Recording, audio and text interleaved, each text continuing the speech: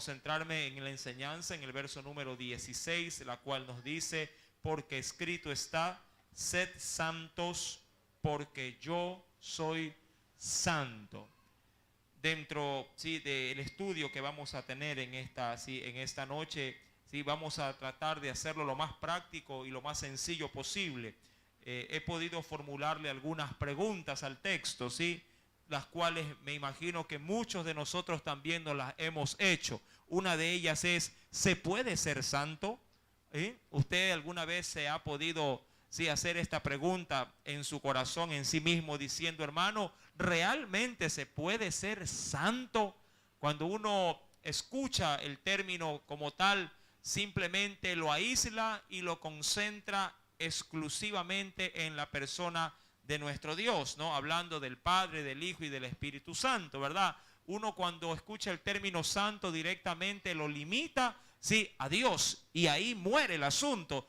Y eso, hasta cierto punto, ha perjudicado, sí, ese concepto ha perjudicado a la iglesia o a los hombres, porque cuando de santidad se habla o se predica o se refiere, la gente lo ve como algo inalcanzable, y por ende todos tienen la excusa perfecta para no ser santos, y de esa manera empobrecen el evangelio de Cristo.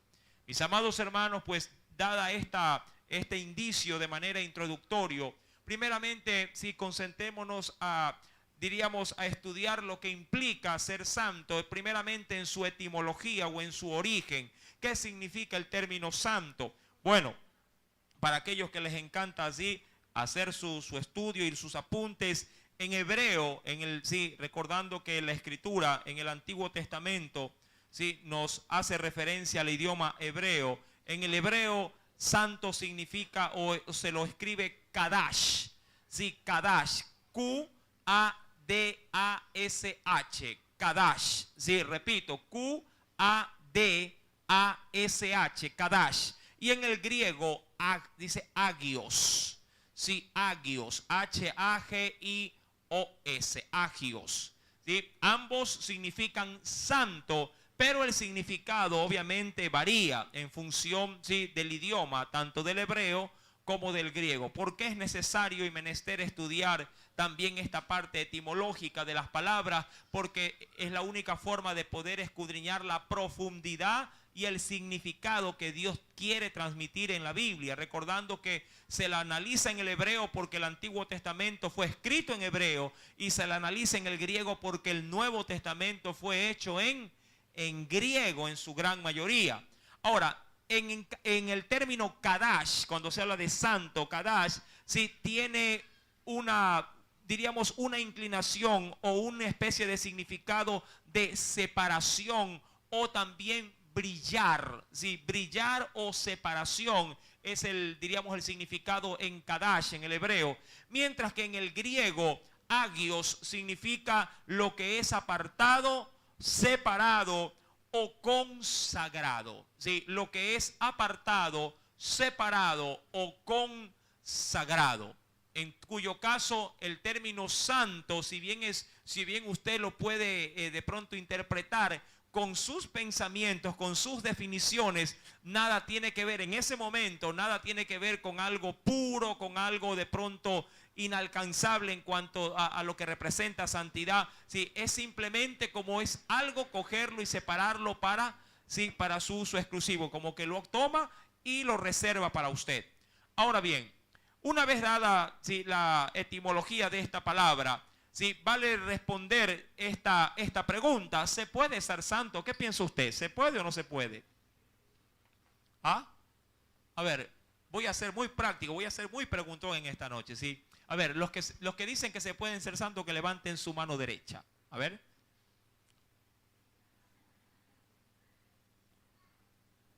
Voy a hacer la pregunta con la luz apagada. Creo que ahí, ¿sí?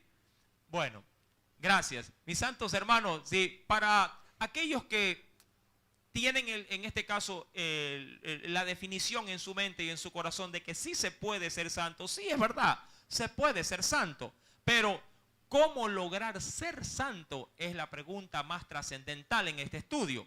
Sí, es verdad, la Biblia demanda que podemos ser santos y de hecho, ¿se acuerda usted del texto que se dio allá en el libro del Génesis? ¿Qué le dijo el Señor a Abraham?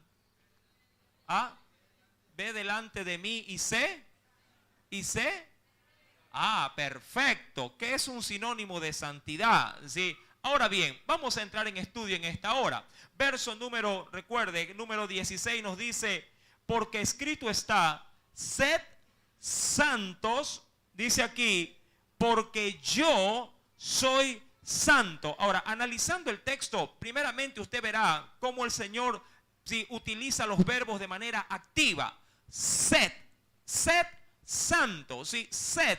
En ese sentido, el verbo ser o estar está conjugado de manera imperativa. Una orden, sí, de manera permanente. Sed santos. Es decir, que la iglesia está de alguna manera, sí, comprometida a permanecer de manera permanente, sí, constante en la santidad.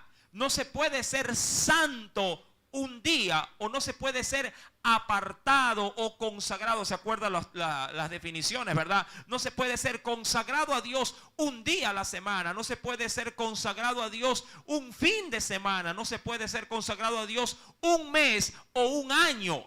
Mi amado hermano, la permanencia juega un rol importantísimo en esta demanda de Dios para la iglesia. Escuchaba el otro día en una predicación que cuando el hombre escucha de parte de Dios algo, siempre lo obedece cuando esto simplemente se lo sugieren, mas no se lo ordenan.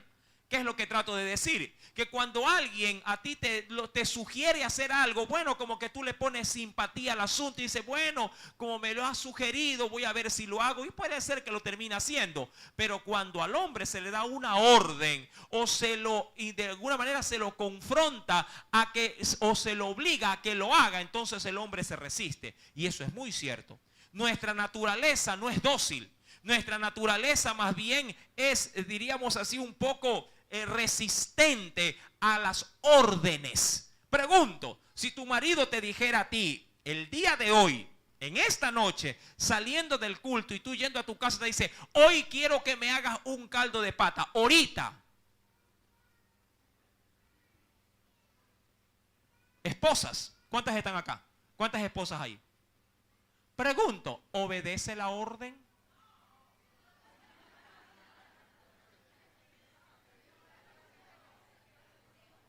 ¿Ya vio?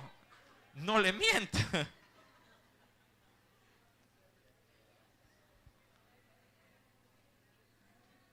Creo que hay que cambiar de tema en esta hora. Vamos a predicar por otro lado. Hay una orden. Ahora, la Biblia dice que las esposas deben estar sujetas ¿a quién? ¿Verdad? Y eso implica, entre otras cosas, obediencia ¿a quién? Ahora, mi querido hermano, tomando, mire, como acotación en la enseñanza, sí, no tanto el de caldo de patas, ¿no? Que es muy bueno y no importa a qué hora se lo sirva. Mi amado hermano, tenemos que tener presente que si esa orden, pasando ahora a la esfera espiritual, fuese de Dios. Ay, sí, pues hermano, dice, no es que es Dios. Pero ahí está el punto. Dios se manifiesta aún para las esposas que me están escuchando, en sus maridos. ¿Sí? Debemos de tener presente esto. Ahora, limitándome al texto y sin ahondar en lo otro, limitándome al texto, Dios da órdenes. Y ahí es donde yo quiero que usted se remueva un poco en su forma de ser, en su interior. Dios en su palabra nunca da sugerencias. Da órdenes. Y las órdenes, a gusto o a disgusto, deben de ser obedecidas. Y su pueblo, que es la iglesia, debe obedecer estas órdenes. Y una de estas órdenes trascendentales en la vida del cristianismo es la obediencia a ser, ¿cuál es el texto ahora? Santos. Ahora, cómo se inicia la santidad y cómo puede llegarse a ser, y cómo puede llegar, diríamos, a ser realizada en nuestra vida el ser santo. Bueno, eso es lo que vamos a averiguar en esta noche. Mi querido hermano, ahora, ¿se puede ser santo? Era la primera pregunta. Muchos dicen sí, otros dicen quién sabe, y otros dirán rotundamente no se puede ser santo, por lo menos en esta tierra, con este cuerpo santo, imposible.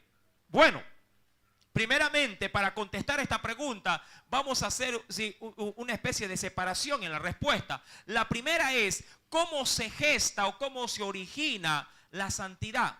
Mi amado hermano, y para ello, obviamente, vamos a ir a una reflexión bíblica, pero antes es menester, quiero leerle algo que estuve escribiendo en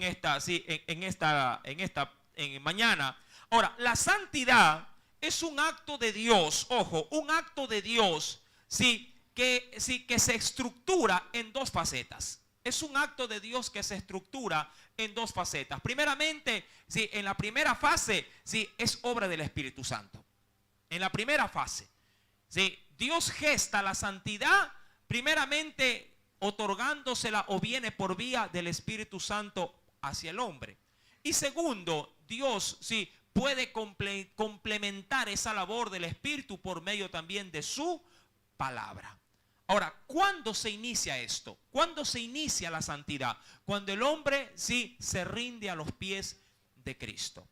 Desde el mismo momento en que el hombre es redimido, es salvo, es lavado de sus pecados, el hombre comienza o está listo para ser santo. Ahora, la primera pregunta es válida en esta noche. ¿Cuántos ya son salvos? A ver. Quiero que todos cierren sus ojos. Todos, toditos. Cierren, apriétenlo así. Aprieten sus ojos. Y con su mano izquierda levanten la mano. ¿Ya? Pero tienen que tener cerrados los ojos, si no, no vale. ¿Ya? Con su mano izquierda, mis queridos hermanos, levanten la mano los que son salvos. Eso, ahí nadie lo ve. Exacto. Listo. Baje su mano, abra sus ojos. Ustedes que lo hicieron, son candidatos idóneos para ser ya no salvos, sino santos. Ahora, si usted no levantó su mano, si usted no ha tenido la experiencia, de poder experimentar la salvación, no crea que puede llegar a ser santo sin primero ser salvo. Debe de tener esto presente. Y le hice cerrar sus ojos para no avergonzar a nadie, ¿verdad? Mi querido hermano, recuerde, y amigo también, para poder ser santo, primero hay que ser salvo. No se puede ser lo uno sin lo otro. Toda persona que es santa debió haber sido primeramente salva. Y una persona salva es el candidato ideal para ser santo. Ahora, ¿por qué digo esto? ¿Hay un fundamento bíblico? Por supuesto que sí. Si me acompaña la carta de los Hebreos, en el capítulo número 12,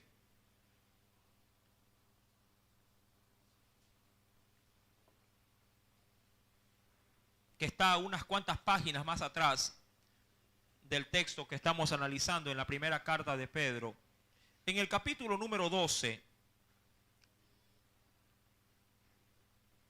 Hebreos 12,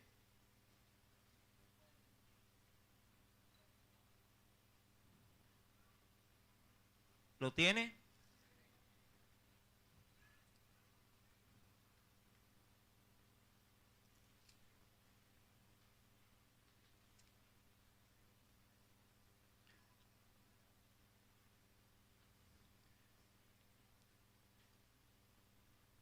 Dice el Señor en el versículo número 14, Hebreos capítulo 12, verso número 14.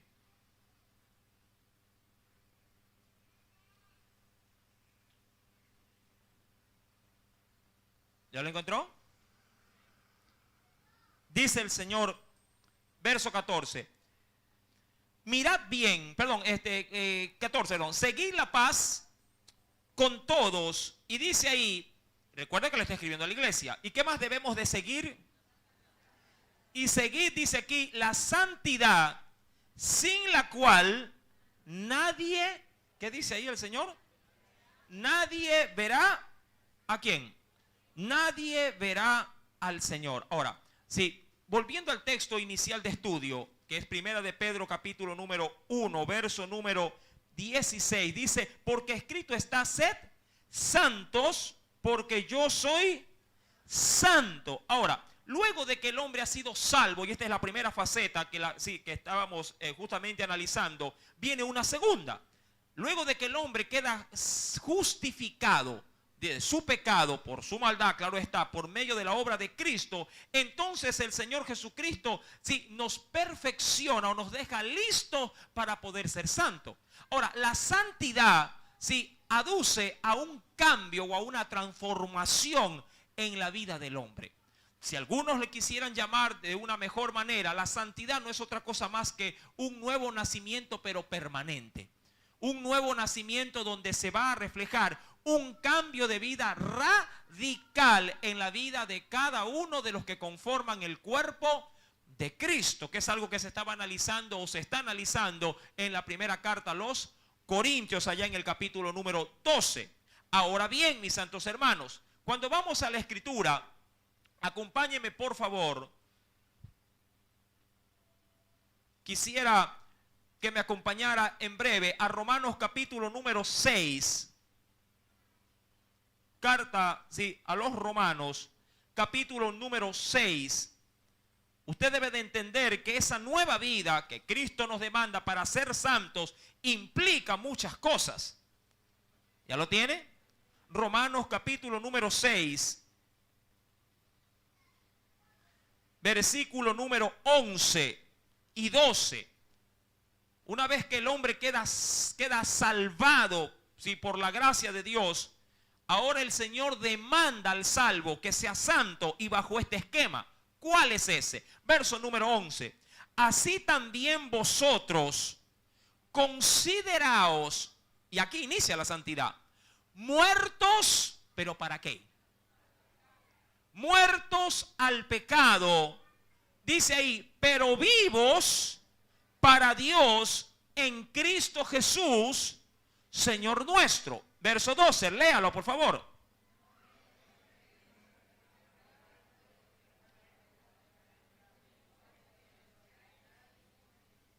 Ahora, qué importante, mi querido hermano, sí, esta declaración de la Escritura. Verso 12, no reine pues el pecado en vuestro cuerpo mortal. Ahora, me interesa mucho este aspecto, porque hay quienes dicen que son santos, pero en el espíritu.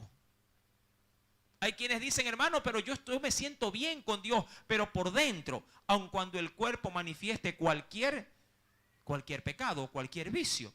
Mi amado hermano, el cuerpo mortal debe también reflejar la santidad interna o la comunión interna que debamos de tener para con ese Dios. Mi querido hermano, esta santidad debe de ser exteriorizada, es decir, que no solamente debo de sentirme santo, debo de verme santo. ¿Sí me está entendiendo? No puedo simplemente limitar la santidad a un acto interno. Claro, el Señor comienza a hacer cambios internamente, pero ese cambio interno va a aflorar a la parte externa, que es mi cuerpo mortal.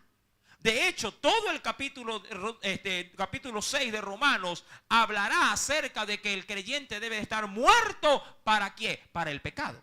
Mi querido hermano, leo lo siguiente. ¿Sí? Dentro de justamente este aspecto de estudio, se decía también lo que se debe de saber acerca de la santidad, y me parece algo muy importante que quisiera compartirle.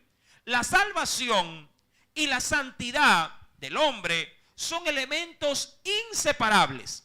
Es decir, que alguien que ha sido limpiado del pecado también es consagrado para Dios en santidad, sí, desde ese momento. Recuerde, usted es salvo, ahora inicia un camino de santificación. Ahora bien, en la salvación, sí, se profesa que el Hijo de Dios es mi libertador. Eso pasa en la salvación. Cuando una persona es salva, automáticamente si ven Jesús como ver de pronto como una nación a Simón Bolívar. ¿Verdad? Que es el ícono de qué Simón Bolívar, sobre todo en nuestra nación. De libertador. Cuando uno es salvo, ve a Jesús como eso en su vida. Un libertador.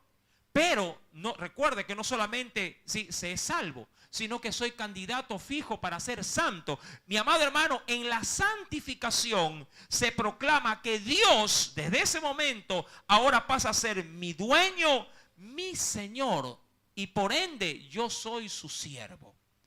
Toda persona para poder ser santa tiene que reconocer el señorío de Dios. No se puede ser santo sin ser siervo. Usted tiene que entender este principio básico de la santidad. Toda persona que quiere ser santo tiene que ser siervo, es decir, alguien que se va a sujetar al señorío de su rey, al señorío de su dueño. Nadie puede ser, mi amado hermano, santo sin tener este principio, ¿sí?, como fundamento. Usted quiere ser santo, o por lo menos ha querido ser santo y no ha podido. Yo de pronto hoy en Dios le estoy dando una respuesta. Si no lo ha logrado es porque no tiene, sí, todavía una actitud de siervo delante de su Señor.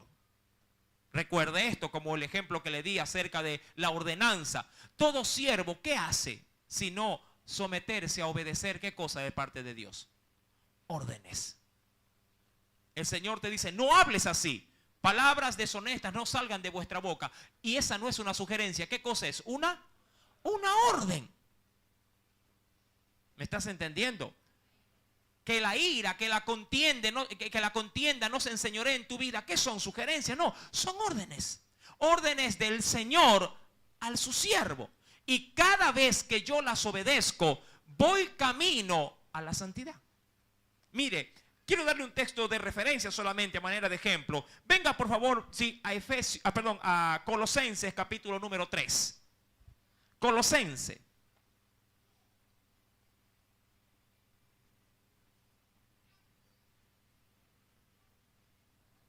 Colosenses, capítulo número 3.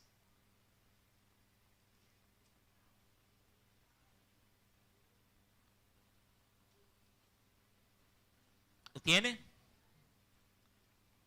Y aquí comienza, diríamos, la plataforma de despegue para ser santo. Colosenses capítulo 3, verso 5.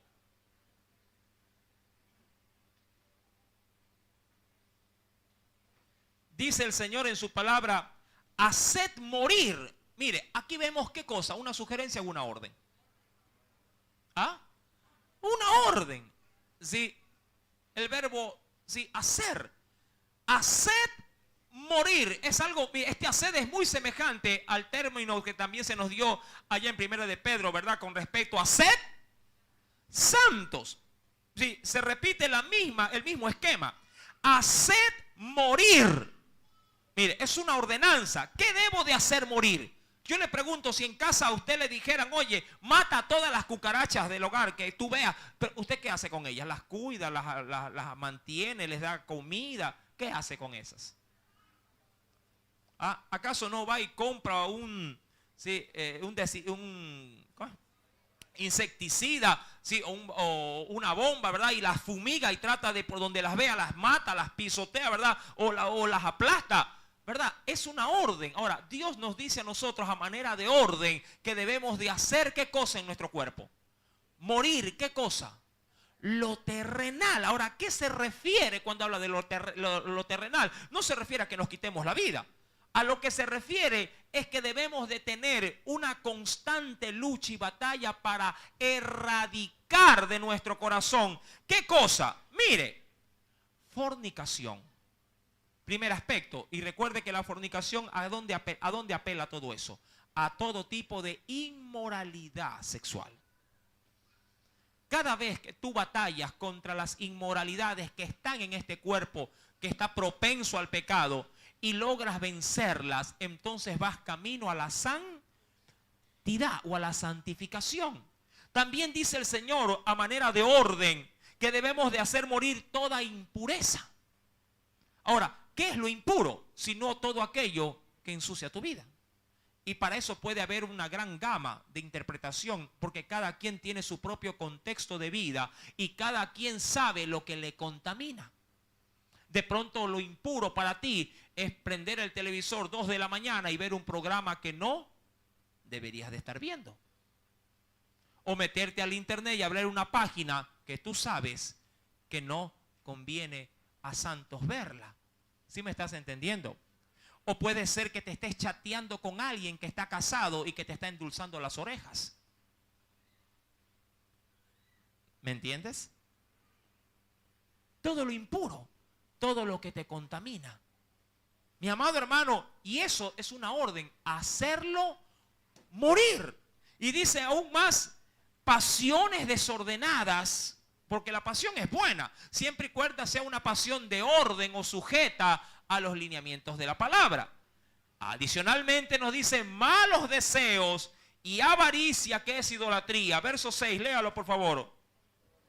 Cosas por las cuales la ira de Dios viene sobre ¿quiénes?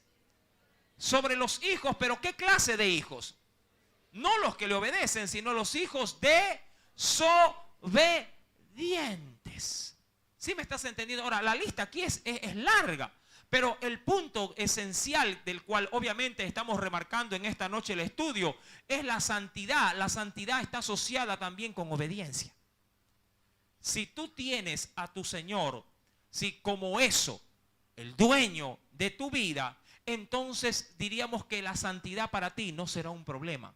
Porque cada vez que tú veas en la palabra que hay algo que Dios te ordena, tú no vas a pelear con la orden, sino que vas a acatar esa orden y tú te vas a beneficiar por ser un hombre obediente a Dios. Mi querido hermano, seguidamente, ¿por qué debo de ser santo? Bueno, ya vimos un texto bíblico en Hebreos 12:14 que decía que sin santidad nadie verá al Señor. Es una primera, diríamos, gran ventaja. Los santos verán a Dios. Tenga presente eso. Sin santidad nadie podrá ver al Señor. Es una promesa de Dios. ¿Para quiénes? Para los que le obedecen. Tú eres una persona dispuesta a obedecer a Dios. Eres, mi amado hermano, si alguien aprobado por Dios para poder, en este caso, tener acceso ¿a dónde? A su presencia. Ahora, esto puede ser entendido de dos maneras. De una manera futurista, es decir, Dios preveyendo de que habrá una iglesia santa que va a estar con Él justamente por guardarse sin contaminación, pero también se lo puede entender bajo el marco de la comunión con Dios. ¿Tú crees que Dios podría manifestar su gracia o su presencia en tu momento de intimidad de oración con alguien que no es santo? Con alguien que está sucio o impuro porque simplemente no quiere obedecer lo que la Biblia dice. ¿Tú crees que Dios estará atento a las oraciones de aquellos que simplemente siendo salvos no se sujetan o no sujetan a su carne a vivir una vida piadosa, una vida que dignifique, sí, a Cristo como lo que realmente debería de ser en tu vida? Ten presente este enfoque también. Sin santidad no se puede entrar en la presencia de Dios. Muchas oraciones pueden ser de entrada, antes de ser mencionadas, ya rechazadas. ¿Por qué? Porque la persona, sí, o el candidato que va a orar no es santo. Es como que tú vayas al colegio sin uniforme. ¿Te dejarán pasar acaso? De la puerta yo te aseguro que no vas a entrar. El portero te sacará. Imagínate, ni siquiera el rector, el portero, es decir, que cualquiera puede hacerte a un lado. Mi amado hermano, si quieres tener apertura de gracia, una de las formas correctas de hacerlo es llegar ante la presencia de Dios siendo santo. Adicionalmente, ¿por qué también debería de ser santo? Primera de Tesalonicenses, capítulo número 4. No solamente porque sin santidad no podría llegar a ver al Señor, sino porque es una demanda de Dios, es una orden. Primera de Tesalonicenses, capítulo número 4. Primera de Tesalonicenses, capítulo número 4. ¿Ya lo tiene?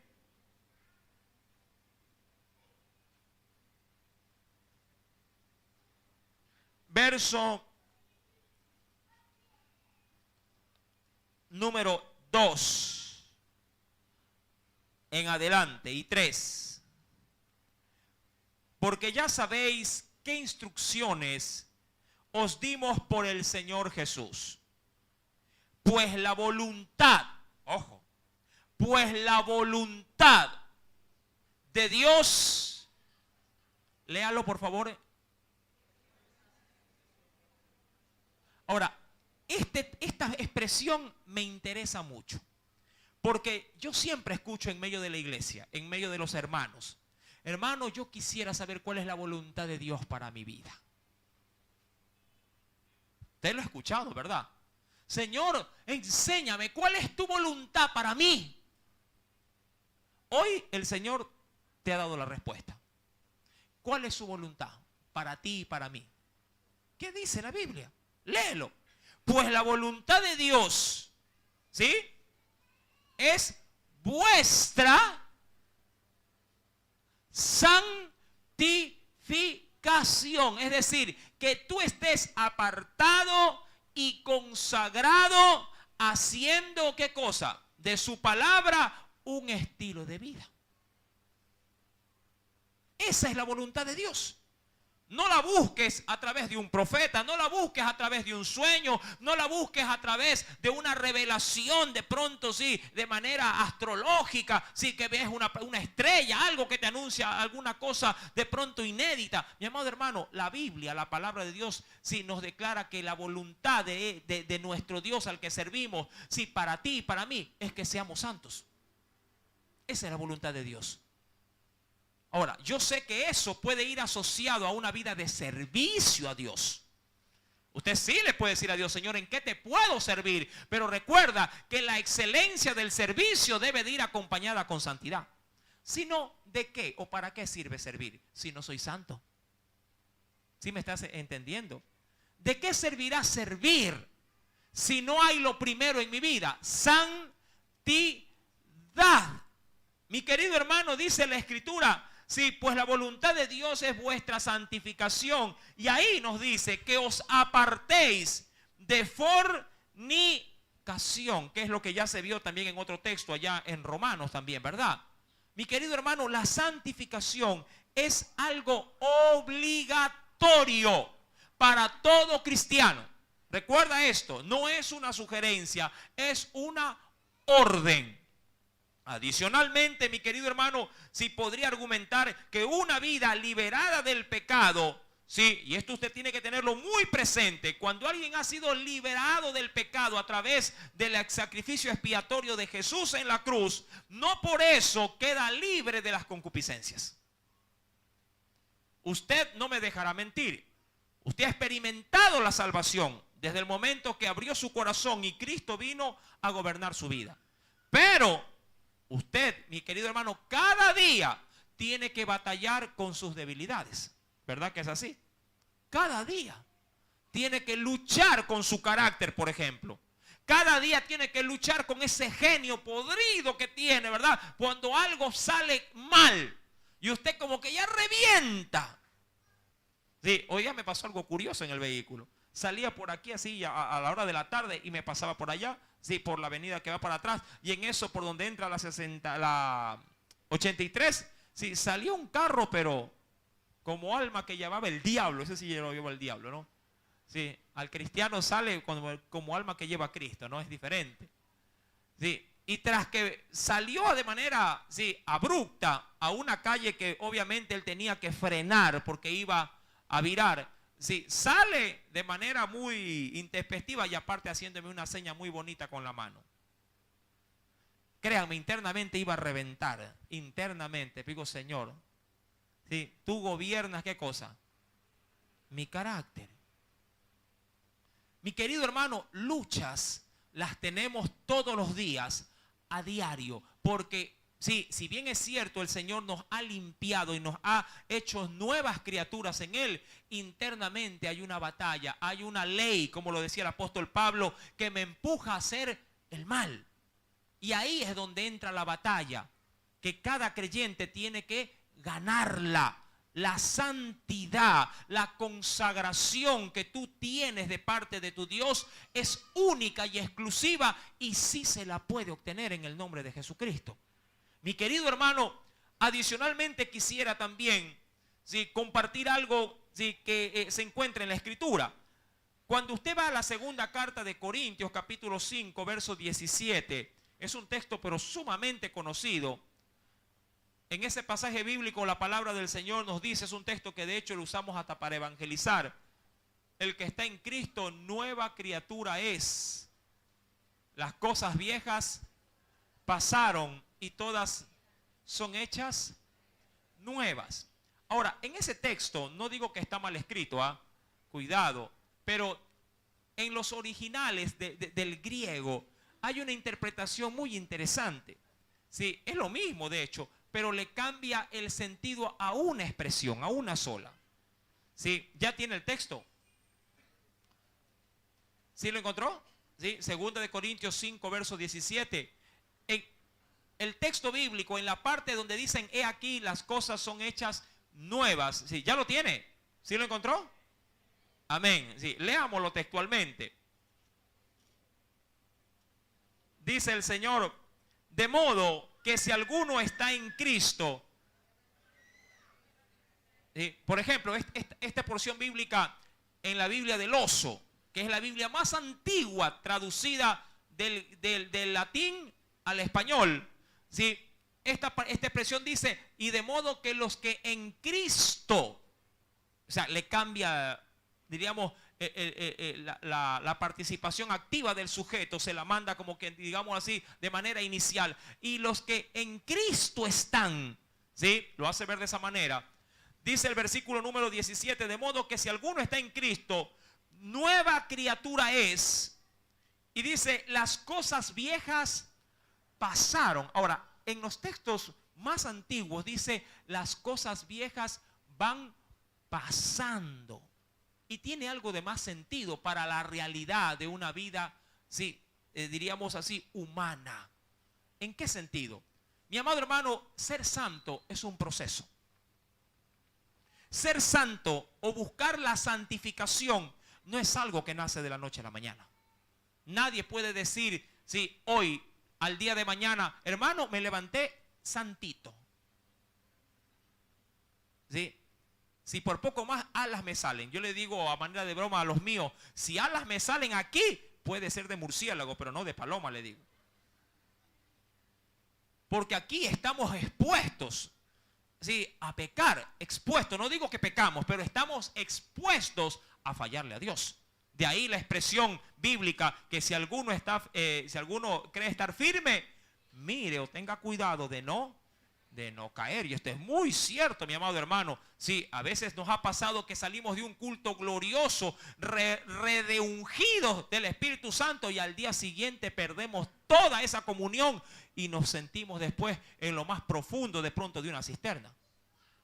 Mi amado hermano, ahora, ¿a dónde aduce o a dónde quiero empujar este texto? Dice que las cosas viejas van pasando. Hay un proceso en la santidad. No es de la noche a la mañana. Es una lucha, una vida, sí, de pelea, una vida constante de ir logrando lo que de pronto el día de ayer no pude conquistar. Ahora yo pregunto, ¿cuántos le fallan a Dios en el carácter?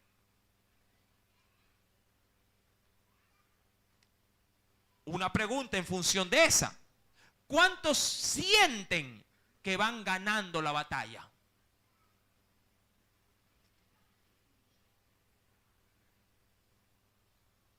O sea, ¿cuántos luchan contra su carácter? Amén. ¿Cuántos van ganando? ¿Qué implica eso? De que se sobreentiende de que paso a paso o día a día, ese genio, usted lo está, ¿qué cosa en Dios? Lo está sometiendo, lo está, sí, de alguna manera, sí, diríamos, lo está llevando o empujando al señorío de quién, ya no suyo, sino de Cristo. Pero eso lo puede hacer de un momento a otro, de un abrir, de cerrar. No, no lo puede hacer. Es un proceso. Pero si usted está en ese proceso, usted está en camino de una santificación. Mi querido hermano, acompáñeme por favor a la Escritura. En la carta a los Efesios, en el capítulo número 4, quiero terminar, sí, más adelante con un ejemplo que me impactó muchísimo. Nunca lo había visto desde ese punto de vista. Efesios capítulo 4.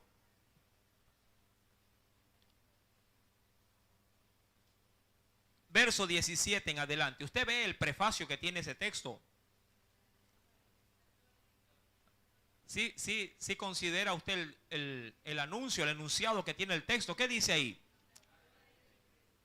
La nueva vida en Cristo. Ahora, ¿cuántos son salvos? Ya usted levantó su mano, ¿verdad que sí?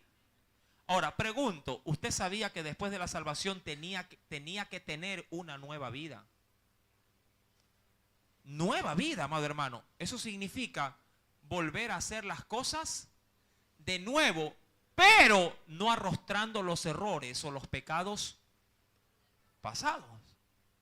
¿Sí? Porque ¿para qué volver a vivir si voy a volver a fracasar?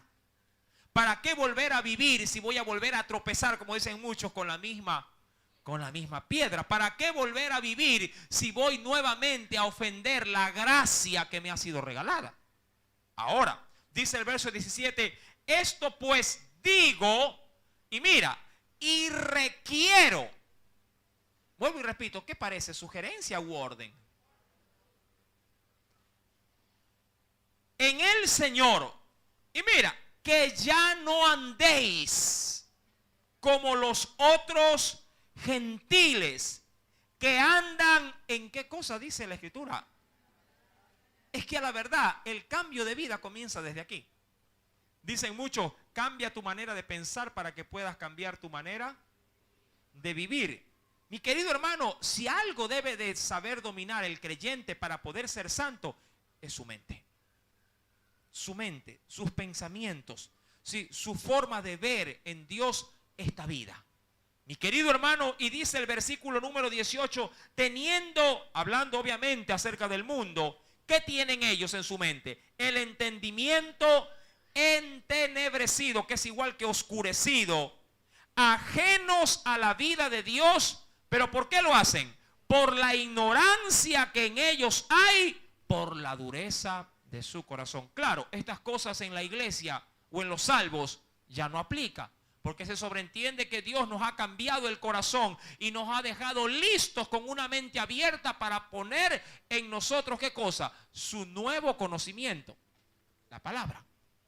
Ahora bien, quiero compartir, sí, adicionalmente a esto, lo que pude considerar a manera de un preciosísimo ejemplo. ¿Cuántos, saben que los árboles tienen hojas, ¿verdad que sí? Tienen flores y otros tienen fruto, ¿verdad que sí? Ahora, usted en este país solamente, penosamente tenemos, digo penosamente porque sería fantástico tener aquí las 4 estaciones del año, que son ¿cuáles? Invierno, nosotros tenemos invierno y verano. ¿Qué nos falta? Primavera y otoño. Ahora, el árbol roble o los árboles de roble, ¿sí? Estos, al igual que la gran mayoría de los árboles, sí, tienen hojas y hojas muy bonitas, muy grandes. Pero al igual que todos los árboles, esas hojas se marchitan. Pero este árbol tiene una particularidad muy singular, que la mayoría de sus hojas marchitas no se caen. Usted verá en muchos árboles que una vez que se marchitan, ¿qué pasa con las hojas? Se caen. Ahora, ¿cómo entonces se pueden volver a llenar de hojas verdes? Ahora, pueden pasar 2 cosas humanamente hablando. Una, ir al árbol y con la mano, ¿qué hacer con esas hojas? Arrancarlas, ¿verdad? Y muchos, mi amado hermano, de alguna manera, pueden pensar que así van a cambiar. Ven que hay cosas malas y dicen, no, yo esto por fuerza lo hago. Pero la fuerza le dura poco. al poco tiempo vuelvan a estar involucrados o inmersos otra vez en el pecado.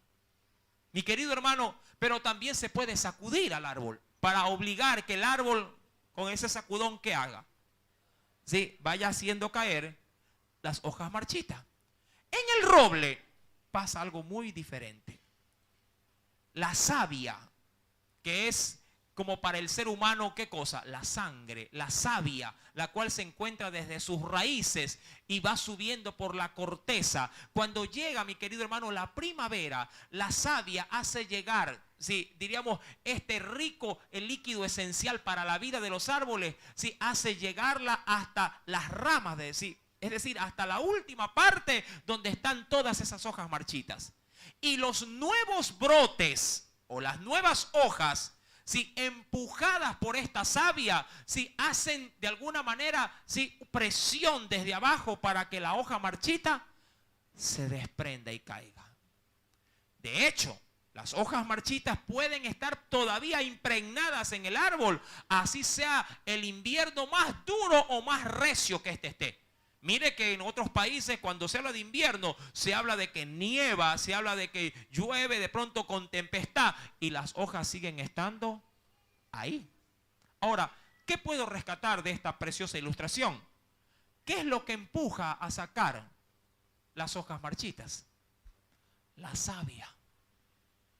Para nosotros la savia, mi amado hermano, de manera esencial, es el Espíritu Santo. Y la palabra son las nuevas hojas que quieren salir, sí, a aflorar en nuestro cuerpo. Tú tienes que permitir que tu vida se nutra del Espíritu Santo. Si tú no le permites a tu vida cotidiana me refiero, de comunión con Dios, porque eso sí, la vida cristiana es una vida, sí, que implica, mi querido hermano, sí, estar constantemente conectado con esa raíz. Y recuerda que la piedra angular de la iglesia, ¿quién es? Cristo. Y Él vivifica toda la vida, sí, de la iglesia. Si tú estás buscándolo en oración y estás suplicándole a Dios que te ayude a vencer eso que no te deja ser santo, vas por buen camino, porque en algún momento esa savia va a subir y va a llegar hasta donde tienes el problema y va a aflorar lo que tú nunca de pronto has pensado que va a pasar, el cambio. De eso tenlo por seguro. Ahí es cuando alguien de afuera te dice: oye, tú has cambiado porque tú no eras así. Solo en ese momento. Pero mi pregunta es, ¿estás en ese proceso de búsqueda? Si quieres realmente ser santo, estás en ese proceso de decirle a Dios cada día: Señor, en esta parte de mi vida que yo sé que te fallo, o que yo sé que no soy lo que tú aspiras que sea, Señor, ayúdame a cambiar. Señor, saca o expulsa de mí de pronto esta situación que no me deja crecer. Si tú se lo estás pidiendo, vas por muy buen camino. Dice la Escritura, mi amado hermano, para concluir, acompáñame por favor en la primera carta de Tesalonicenses. Bueno, creo que este ya lo leímos, ¿no? 4 verso 7, sí, ¿no? Acompáñame por favor, sí, a 2 de Corintios, capítulo número 7. Segunda carta a los Corintios, capítulo número 7, verso número 1. Y con este texto termino, que me pareció un texto muy, muy hermoso, para poder cerrar con broche de oro la demanda de la santidad para la iglesia. ¿Ya lo tienes? Así que, amados, puesto que tenemos tales promesas, mira, ¿lo estás leyendo conmigo? Limpiémonos de toda contaminación de carne y de espíritu, es decir, que va mucho más allá, perfeccionando, y esto es importante, porque no se puede decir: hermano, ya logré la santidad, dejé el pecado, sí, pero mañana voy a volver a caer. La santidad necesita ser, ¿qué cosa? perfeccionada. Es decir, sí, hermano, ya dejé ese mal hábito de hablar, ya dejé ese mal hábito de andarme cogiendo las cosas, ya dejé ese mal hábito de no saber cómo lidiar con mis problemas, ya lo pude superar. Perfecto, tienes que seguirla perfeccionando. Eso es como tratar de decir, hermano, qué bonito que está este mueble, pero ¿sabe qué? ¿Qué le parece si le damos brillo? Y va y compra la laca, y ¿qué hace con él? Lo pinta. Ahora, ¿qué lo hace ver el brillo a este mueble? Sigue siendo el mismo mueble, pero ¿qué lo hace ver? Como nuevo, más colorido, más hermoso. Y de pronto viene otro hermano, está bonito con ese brillo, pero ¿qué le parece si le ponemos aquí alguna especie de relieve? ¿Sí me explico? Y el mueble comienza de alguna manera, ¿a qué? A transformarse en algo más vistoso. Así debe de ser la vida cristiana. La Biblia dice que debemos de limpiarnos. Esa obra ya depende de ¿quién? De mí. Limpiémonos, dice el Señor, de toda contaminación de carne. ¿Por qué? Porque esto, si está hablando del cuerpo, esto está siempre, mientras esté en esta tierra, estará susceptible a ofender a Dios. Siempre. ¿Cuántas veces usted no ha escuchado de pronto a un hijo inconverso en casa? Papá, tú vas a la iglesia y mire ese carácter.